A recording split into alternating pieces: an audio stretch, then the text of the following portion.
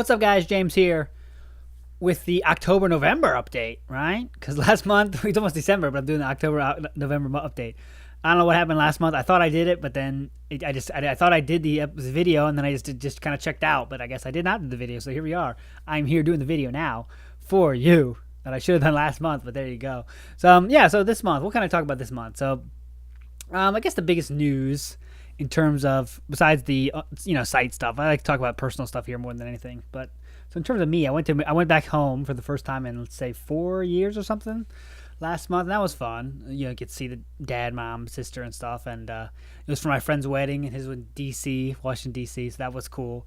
One thing I think is worth mentioning is, you might not think is obvious if you're not like experienced abroad, but when you go home, go back to your home country, you do kind of, it does make you remember the things you like about where you are living. That's not home, like I've been in Japan 10 years now. So it's kind of like, hey, this is just what Japan is. You know what I mean? There's no like, hey, this is special, that's special. You kind of forget that kind of stuff that long ago you did think was special, but over time it kind of just becomes a thing, what it is. And no time was this more true when I was in DC walking for the friend's wedding. It was nighttime. We're all drunk and stuff. And we were going to go down this one street, but someone said, hey, don't go down that street. I was like, well, I'm going to go down that street. He's like, well, it's a little dangerous. And I was like, man, this is not Japan, huh? Because in Japan, you don't even think about that stuff. And I'm not saying there's not dangerous places in Japan, but, it's different level we're talking about here. And I was like, well, that's one real nice thing about Japan, right? It's like, you don't have to think about that kind of stuff, It's something that enters your mind. But yeah, Japan also has bad points too. I mean, and good points and bad points. I mean, another good point of Japan is, when I went to like a convenience store in America, like the person didn't even look up at me when I got to pay for my stuff. It was kind of like, not in Japan again. So yeah, it's kind of nice to see that. I'm not going to be in Japan forever, so it's nice to kind of, that I went back and got to a little taste of what Japan has that America doesn't have, because it makes me appreciate it more when I came back. So that's something I recommend that you do if you stay in Japan for a long time, is don't, you don't want to not see your family for a long time either. So go back every once in a while, and it'll make you enjoy Japan even more, because you'll see the stuff that it doesn't have, and the things that you maybe, I missed a lot of stuff from America too. Food is probably number one, outside of family, of course, maybe. But, going back is a nice way to kind of remember why you like Japan. And you could get to kind of remember the feelings of when you first got to Japan, It's kind of a fun feeling for sure. But for the topic of this episode, I want to talk about something that might not interest a lot of people. It's something that might.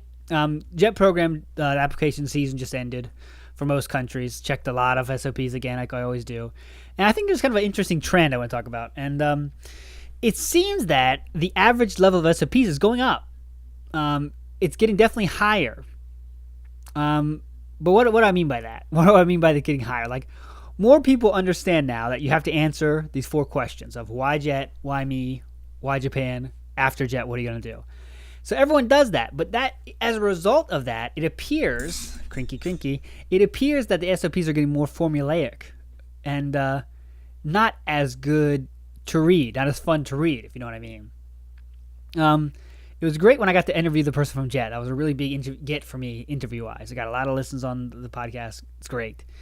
And it seems like that kind of information is good because it's helping people write better SOPs. But if everyone writes better SOPs, doesn't that make it the level you need to get in even higher? Now, remember, in that interview, the person said if they have a good SOP, they get it to the next day. They get to the interview. There's no quota. But isn't that kind of human nature? If you read 100 SOPs and, 70 of them all hit this kind of minimum goal, you're going to only put through the awesome 40 or 30, right? It seems obvious to me like that would be the case, right? So then what can you out there, if you're not, click off the video, but if you are a JET hopeful out there, what can you do to combat this? What can you do to be the next top level? Well, the obvious thing is to, have awesome experiences, have awesome things to put on that SOP, like real, true experiences and education, right? That's the first step you can get above everyone else, is just be awesomer than everyone else, right? But there's another way, I think, too, that some people did that I think maybe should be talked about more, is kind of making an interesting take on the SOP. Maybe writing a story. And I talked in my video about, how to write a good SOP. I said this is kind of a high risk, high reward method, is just write a real story. Don't worry about making it, Here in this paragraph, I'm answering question 1. In this paragraph, answer 2. Just walk us through a story that answers all the questions kind of in a sideways way, And these are very hard to do, but I think that's kind of the ticket, right? That's the fast track to getting to that interview in 2019, I would guess, is if you're up for it, of course. If you're not up for that, that's not your personality. You don't want to do that for sure. But if you want to get above the rest, get all the people that are already doing this kind of, the average SOP while the average is going higher SOP. You want to get above them. You want to say, F them, I'm going above you. I think the kind of unusual take on SOP could be the way to go. If I was going to try to get in the eject program in 2019, if I was you. And that's just what I think. I don't know if that's true. I mean, does it have an effect? I don't know. But would that be the right way to get in? I don't know. And I think it definitely is a skill level needed to get in there. A skill level is required. A skill in writing is required to do that. So if you don't think you do that, I think just go with the standard SOP answering the 4 questions, but you better do it in a badass way, right? I mean, you can't just put a boring 4 questions out there. That doesn't cut it anymore. Like, I think in the old days, there was like so many SOPs that didn't answer the 4 questions that if you answer the 4 questions, okay, maybe you get an interview. But I think everyone I read now answers the 4 questions. So that's something to think about. If you didn't care about, if you don't care about Jet, obviously forget about it. But if you're always thinking about Jet, I think that's kind of the way to go, for sure. But yeah, that was the video for this month. Sorry about the last month. I don't know what happened. I thought I did it, but I didn't. I think one of my favorite episodes so far that have been on the podcast came up 3 weeks ago now, since last time we talked. Episode 27. The guy that started a programming kind of boot camp in Japan. And yeah, he has it's just a good listen about how you have to break out of being comfortable to really get what you want. And I think when you go to a different country, that's even more true. So he said you have to be comfortable with being uncomfortable. And I think if you really want to get to the highest levels of whatever you're trying to do, right, whether it's passing N1 Japanese or it's getting a job that's not teaching, you really have to do that. And in Japan, even I think being in a foreign country makes that easier, right? There's so many opportunities you can do that out there. Walk out your door, you can get in an uncomfortable situation. Going to the city office with Japanese is not perfect, right? But doing that kind of stuff is how you get better at it, and not waiting till you're ready, like I did. I was so dumb when I was back in the day, studying Japanese as hard as I could, but I didn't want to do anything because I didn't think I was ready to really use it. But I think about how good my Japanese would be if I did that. That's a regret of mine for sure. So you have to be comfortable with getting uncomfortable. So I guess that's my big suggestion for you this month is if you haven't listened to it, go check out episode number 27. It's called You Have to Be Comfortable Being Uncomfortable.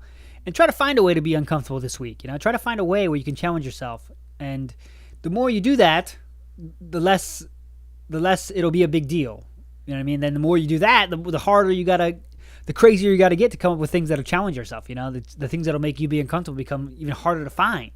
And that's how you want to live life. Like you're not worried about anything. You're not worried about a job interview because you've done 50 of them.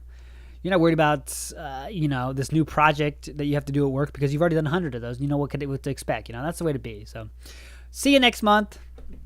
This month, in terms of stuff coming up for the website and podcast, end of the year stuff is coming up. That's one of my favorite things to write is about all my favorite parts of the year, my favorite episodes, my favorite low points, what happened well, what went well this year for ALTInsider.com, what went poorly for ALTInsider.com, and this year there's quite a few in both categories. So hope to see you there. Sorry about last month again, but you keep rocking. You are awesome, and I'll never let you forget that for sure. You better not forget it because I won't. But see you next month, guys, and thanks for watching.